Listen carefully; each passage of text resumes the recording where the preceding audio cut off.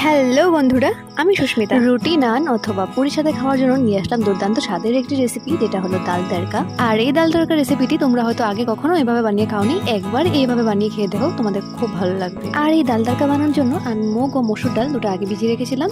তারপরে ওর মধ্যে টমেটো কুচি, পেঁয়াজ কুচি, রসুন কুচি, আদা কুচি, হলুদ গুঁড়ো, জিরে গুঁড়ো, লঙ্কা গুঁড়ো, কাঁচা সর্ষের তেল ও নুন দিয়ে ভালো করে মেখে নিয়েছি। তারপর কড়াইতে দিয়ে ভালো করে নেড়ে চেড়ে নিচ্ছি। কষিয়ে যাওয়ার পর জল দিয়ে এবার আমি ডালগুলোকে সেদ্ধ হয়ে যাওয়ার অপেক্ষা করছি। আর ডালটা কিন্তু বেশি ফুটাবে না, 50% মতো হয়ে গেলে নামিয়ে নেব। তারপর তড়কা দেওয়ার জন্য আমি ছোটো প্যানটা বসিয়ে নিয়েছি। তারপর দিয়ে দিলাম ঘি, শুকনো লঙ্কা, গোটা জিরে, পেঁয়াজ কুচি দিয়ে ভালো করে নেড়ে চেড়ে লাল লাল হয়ে গেলে ডালের মধ্যে তড়কা লাগিয়ে দেবো। বন্ধুরা, এইভাবে একবার অবশ্যই খেয়ে দেখো, তোমাদের দারুণ লাগবে। হয়তো আঙ্গুল চাটতে চাটতে আঙ্গুলগুলো খেয়ে নেবে। এবার তড়কাটা দিয়ে দেওয়ার পর আমি ভালো করে নেড়ে চেড়ে নিয়েছি। আর এবার কিন্তু আমার বরকে দেবো আমি নান দিয়ে। নানটা ভালো করে ভেজে নিয়েছি বাটার দিয়ে। তারপর প্লেটে নিয়ে নিলাম দই ও তড়কা। আর এটা হলো হাজবেন্ডের রাতের ডিনার। তাহলে চলো, টাটা।